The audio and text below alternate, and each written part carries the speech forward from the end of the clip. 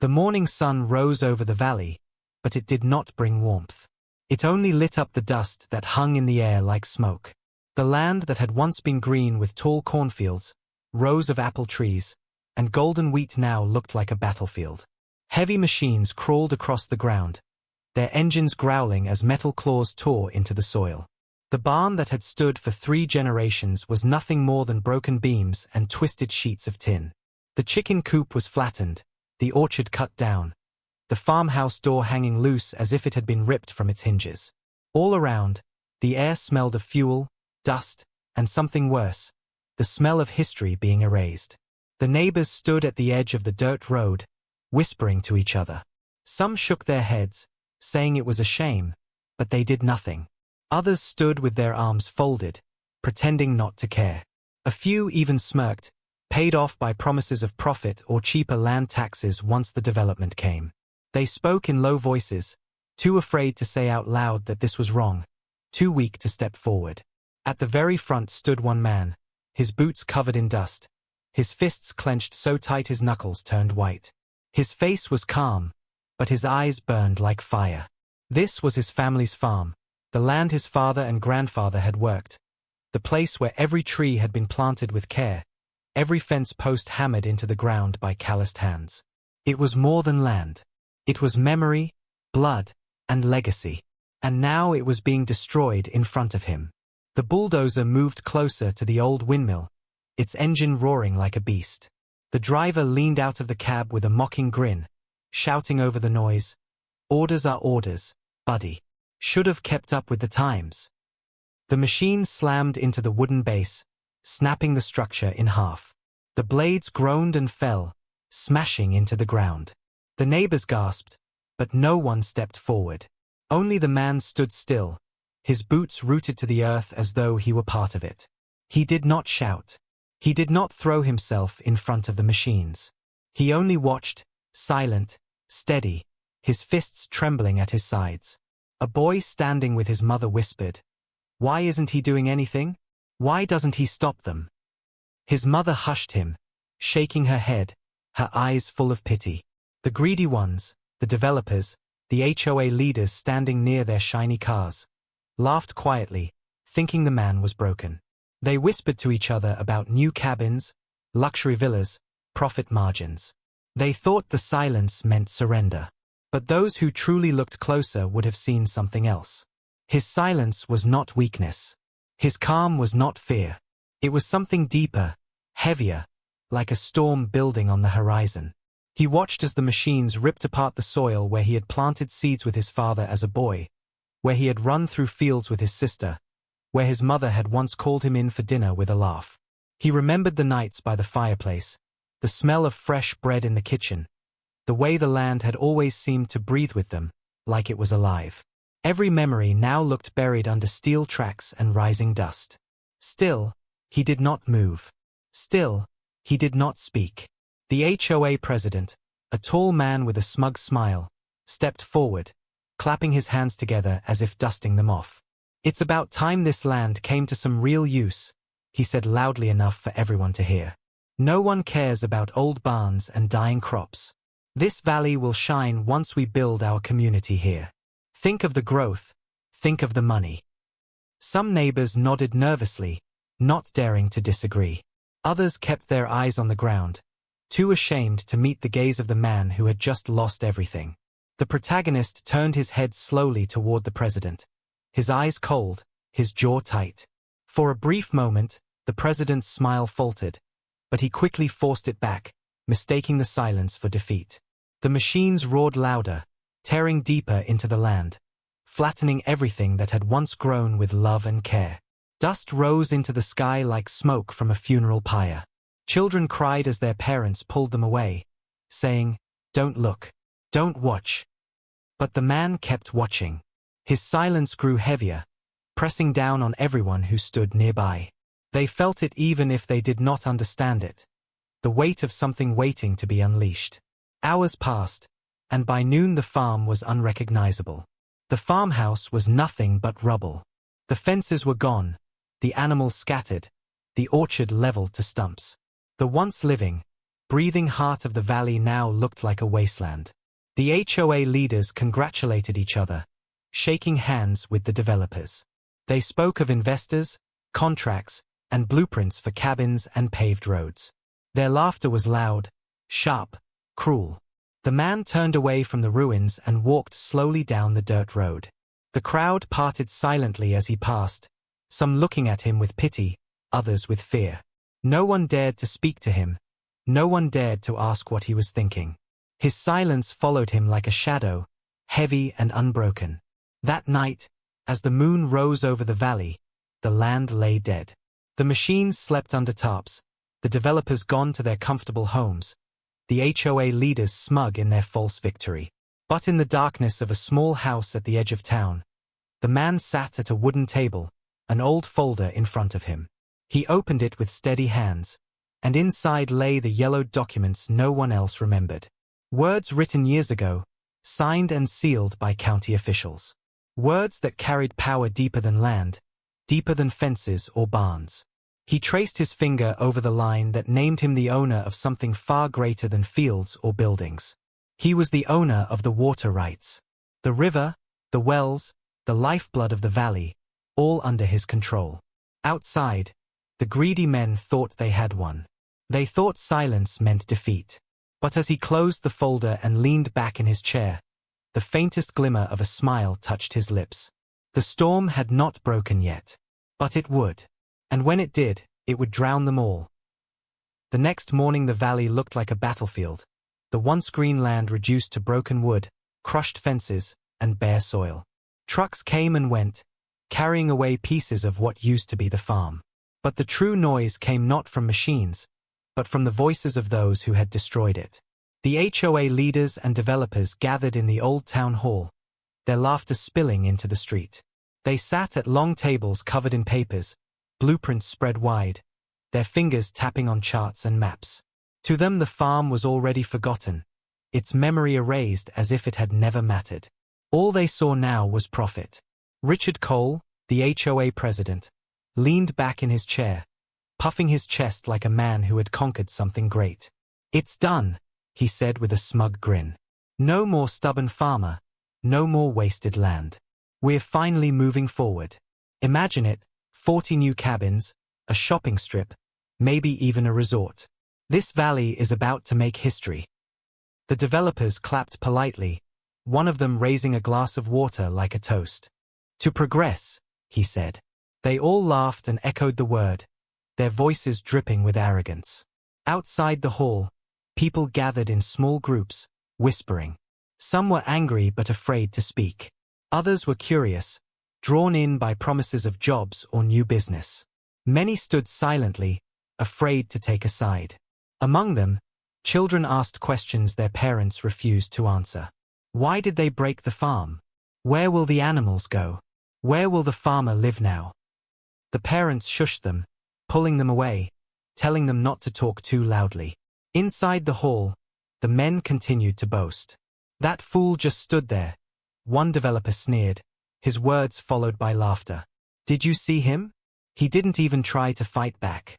I expected shouting, maybe even a scene. But no, he just stared like a beaten dog." Cole smirked, nodding. "That's the beauty of it. Once you take a man's land, you take his spirit too. He's finished. He won't bother us again." The room filled with chuckles, the sound of papers shuffling as they pushed signatures across the table. Contracts were signed, checks promised, and every man in that room believed they were untouchable. They talked about cutting off water to the rest of the valley if farmers complained, about raising new community fees through the HOA to force out smaller families. Their greed was endless, spilling from their lips with no shame. But in their pride, they ignored the details, the fine lines in their own agreements, the rights buried in county records. They had won the land, or so they believed, but they had not noticed the one thing more valuable than fields or fences. Outside the hall, the man stood in the shadow of a tree, watching through the open window. His face remained calm, his body still, but his eyes did not miss a word. He listened as they mocked him, listened as they bragged about the land, listened as they promised each other riches from the soil that had once belonged to his family. Each word was fuel, feeding the fire deep inside him. Yet still he did not step forward, still he did not shout. Instead, he turned and walked away, his boots crunching against the gravel road. Neighbors saw him pass, some pitying him, others shaking their heads as if he had already lost. But those who looked closely would have seen the quiet strength in his shoulders, the way he walked not like a broken man but like someone waiting for the right moment. That night the developers celebrated again, this time with wine and loud music at a private dinner. They raised their glasses high, toasting to a future without the old farm dragging us down. One laughed about paving over the riverbank, another joked about building a golf course. They were so blinded by their greed that they did not notice the silence of the land outside, the way the river seemed to whisper in the darkness. The farmer sat at his kitchen table, the old documents spread before him once more. He ran his hand over the pages, the ink faded but still strong, the signatures clear. These were not just papers. They were weapons. The HOA thought silence was surrender, but silence was his shield, his patience the blade he was sharpening in the dark. He whispered to himself, his voice low but firm. They took my father's barn, my family's soil, every memory we built here. But the water is mine. The lamp flickered as he leaned back in his chair, his eyes fixed on the folder. Outside, the greedy men laughed and celebrated, but their laughter would not last. Because what they had destroyed was only wood and stone. What they had forgotten was that without water, their empire would turn to dust before it even began.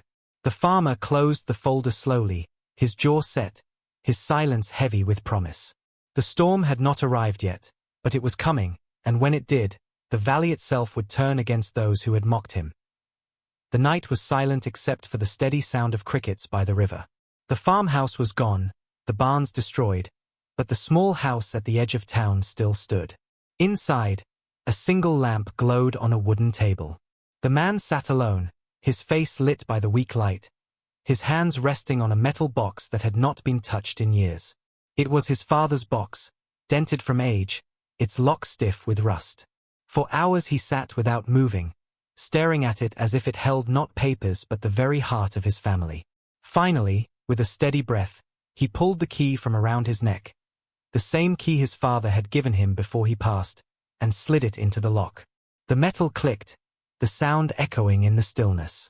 He opened the box and inside lay stacks of old documents, yellowed with time, but carefully preserved. His father had been a man of few words, but he had always said, "This land is more than soil. Protect it with your life." At the time, the boy had thought it meant hard work, fences, and crops. Now, as a man, he understood the truth. He pulled out the first set of papers, his eyes scanning quickly. They were old deeds, signed by county officials, describing not just property lines but rights. Rights buried deep in law that most people had forgotten. His hand shook slightly as he turned to the next page. The words jumped at him, clear despite the faded ink. Exclusive water rights, Valley River and all subsidiaries. His breath slowed, his eyes fixed on the seal stamped at the bottom, the same seal used even today by the county office. The farm might be gone, the barn crushed, the orchard cut to stumps, but the water, the river that ran through the valley, the wells that fed every home, every pipe and every drop, belonged to his family. And now it belonged to him. He leaned back in his chair, closing his eyes for a moment as memories rushed in. He remembered his father walking with him by the river at dusk, pointing to the water and saying, "This is life. Without it, nothing grows, nothing lasts. Remember that." At the time he had not understood why his father's voice had carried such weight, but now he saw. The greedy men thought land was everything. They thought soil alone was power. But soil without water was dust. And they had destroyed the farm without realizing the trap they had walked into. He spread the documents across the table, organizing them by date. There were renewals, surveys, county approvals, all legally binding. The law was clear: no construction, no farming, no development could use the valley's water without the family's consent. His consent. And he would never give it. Outside the window, the machines stood silent in the moonlight, their metal frames dark and lifeless. They looked powerful, but in truth they were useless without water to feed the concrete, to mix into the foundations, to sustain the people who would live in the cabins the developers promised. The man's lips curved slightly, not in joy but in cold certainty. They had taken his farm. But he held the lifeline of the entire valley in his hands. For hours he studied every paper, tracing each line, every seal, making notes in the margins. His calm face never broke, but inside the fire burned brighter with every passing moment. He was not just a man with memories. He was a man with power no bulldozer could touch. At dawn, he packed the documents into his leather folder, the same one he had carried to the town meetings. He placed the metal box back under the floorboards, safe once again, and stood by the window as the first light touched the horizon. He watched the river glisten in the distance, its waters flowing strong and endless. It was his weapon, his shield, his revenge. The developers thought they had erased his history, but they had only cut down trees and smashed wood. What they had missed was the truth written in ink and sealed by law. They had overlooked the water. He turned from the window, his boots heavy on the wooden floor, his folder clutched firmly in his hand. Today he would walk into their world of contracts and papers, not with anger, not with fists, but with the kind of weapon they could never defeat, proof. Proof that without him, their empire would choke and crumble before it even rose. His silence was no longer just patience. It was strategy. And as the sun climbed higher, he whispered into the empty room, his father's words echoing through him, "Water is life. And life is mine to give, or take." The town hall buzzed with noise and false joy. The developers had turned the wide room into a banquet hall, with tables full of food, bottles of wine, and music echoing through speakers. Expensive suits and polished shoes moved across the floor as men and women raised their glasses, congratulating each other on the biggest victory the valley had ever seen. Outside, banners with the new project name hung proudly, promising cabins, a shopping center, and jobs. It was a show for investors, for neighbors too afraid to speak against them, and most of all, for themselves. Richard Cole, the HOA president, stood on the stage at the front of the room. He tapped a glass with a fork, smiling as the room grew quiet. "Friends," he said loudly, his voice smug and full of pride, "today marks the beginning of a new chapter. The old farm is gone.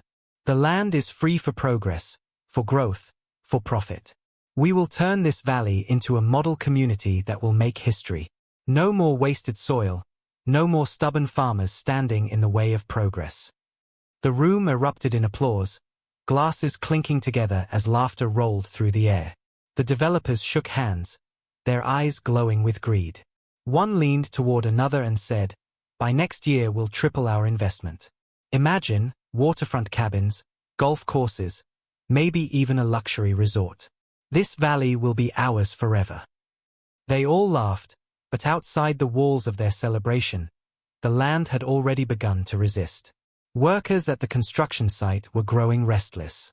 Concrete trucks sat idle, waiting for water that never arrived. Wells drilled into the ground turned up dry. Pipes that once flowed steadily now gave only a trickle, barely enough for the workers' needs. The sun beat down on the bare soil, turning the valley into cracked earth. Still, the developers ignored the warning signs. They called it temporary, blaming delays on broken equipment or lazy workers. They promised investors that supplies would come, that everything was under control. But in truth, the one thing they could not control was slipping away. The river that once fed the farm now ran low, its flow diverted under the rights of the man they had mocked. The orchards they had cut down no longer mattered. Without water, their foundations could not set, their cabins could not rise, and their investors would soon demand answers. Yet inside the hall, they raised their glasses higher, their laughter drowning out the whisper of their downfall. Neighbors who had been bought with promises attended too, clapping along, but even they began to notice the cracks. One whispered quietly to another, "The construction site hasn't moved in days. Why isn't there water for the concrete?" The other shrugged nervously, glancing at the developers, afraid to ask questions. At the back of the hall, standing in the shadow of the doorway, the farmer watched. His face showed no anger, no joy, only quiet patience. He listened to their laughter, to their false pride, and he knew it would not last. They thought him defeated, but already their empire was crumbling beneath their feet. They just hadn't seen it yet. Hours later, when the party ended and the developers stepped outside, their shoes clicking on the stone steps, one of them frowned. "Why are the trucks still parked there?" he muttered. "They were supposed to finish the first foundations by tonight." Another waved his hand dismissively. "It's nothing. Tomorrow they'll sort it out." But tomorrow brought more silence. No water came to the mixers. Workers stood with their arms crossed, refusing to continue without pay. The investors, who had clapped so loudly at the party, began sending sharp letters demanding explanations. Cole tried to smile, tried to reassure everyone, but each day his voice grew weaker. And through it all, the farmer stayed silent, watching from a distance, the folder of documents locked safely in his home. He did not need to lift a finger, did not need to shout or protest. The water itself was fighting for him, and the more the developers ignored it, the more their greed turned to panic. By the end of the week, the celebration looked like a dream fading into smoke. The lights of the hall no longer glowed at night. The tables were gone, the banners torn down by the wind. The same neighbors who had clapped now whispered in anger, realizing they had been fooled, realizing they had been robbed. The empire that had begun with laughter was already rotting. And the storm the farmer had promised was only just beginning. The town meeting was called in anger. For weeks the developers had promised cabins, new jobs, and luxury homes, but the ground still lay bare. Trucks stood idle on cracked soil, concrete sat in mixers, and every well they drilled came up dry. Investors were furious, neighbors confused, and whispers filled the valley like smoke. That night the community hall overflowed with people. Farmers in worn boots stood shoulder to shoulder with townsfolk who had once supported the project, their faces now red with frustration. At the front sat the HOA board and the developers, their smiles forced, their voices sharp as they argued over excuses. Richard Cole, the HOA president, slammed his hand on the table. "This sabotage must end," he barked. "Someone is blocking our progress. Someone is tampering with water supplies. We will not tolerate this." The crowd roared with questions. "Where's the water? Why can't the cabins be built? You promised jobs. Where are they?" The developers shifted nervously in their seats. One mumbled something about drought, another blamed the workers, but their excuses fell flat. The people had lived here their whole lives. They knew drought wasn't the reason. The river was steady, the wells deep. Something else was happening. At the back of the hall, the farmer rose from his chair. The crowd quieted instantly. For weeks he had been silent, a shadow at the edge of every gathering, his calm presence unsettling the guilty. Now he stepped forward, his boots echoing on the wooden floor. He carried a leather folder under his arm, its edges worn but strong. He did not hurry, did not raise his voice. His silence alone made the board members shift uncomfortably, their eyes flicking away from his steady gaze. When he reached the front, he set the folder on the table with a soft thud. "You ask where the water is," he said quietly, his voice low but carrying through the hall. "You demand to know why your projects fail, why your foundations crack, why your machines sit useless. The answer is simple. The water was never yours." Gasps rippled through the room. Richard Cole forced a laugh, though sweat glistened on his forehead. "What nonsense is this? Water belongs to the community. You can't just—" The farmer opened the folder and pulled out a yellowed document, placing it flat on the table. The county seal gleamed in the lamplight. "This," he said firmly, "is the deed to the valley's water rights. Signed and sealed generations ago. My family owned the river, the wells, every drop that runs through this land. And when my father passed, those rights came to me." The room went silent. People leaned forward, eyes wide, trying to read the paper. A murmur spread quickly, neighbors whispering, "It's legal. It's stamped. It's real." One of the developers grabbed the document with trembling hands, scanning it, his face turning pale. This can't be," he stammered. "Without access to water, We can't. He stopped himself, realizing he had spoken too much. The farmer's eyes hardened. You can't build. You can't sell. You can't profit. Not without me. He pulled out more documents, laying them down one by one. Renewals, county approvals, every signature in order, every law on his side. You destroyed my farm, he said, his voice rising just enough to shake the walls. You crushed my barns, my fields, my family's legacy. But you forgot the one thing you could not touch. The lifeblood of this valley belongs to me. And without my consent, your empire is nothing but dust. The crowd erupted. Farmers cheered, their fists raised high. Townsfolk who had doubted him shouted in support, their voices loud and angry at the board. Investors stood up in shock, demanding answers from the developers who now sat frozen in their seats. Richard Cole's face drained of color, his lips trembling as he tried to speak. But every word caught in his throat. The power he had clung to for years crumbled in front of him. The farmer leaned closer, his voice sharp as a blade. You thought silence meant defeat. But silence was patience. I let you celebrate. I let you laugh. I let you believe you had one. But every day, I held the water. And now you know what that means. He gathered his papers slowly, sliding them back into the folder. Then he straightened, his eyes sweeping over the room.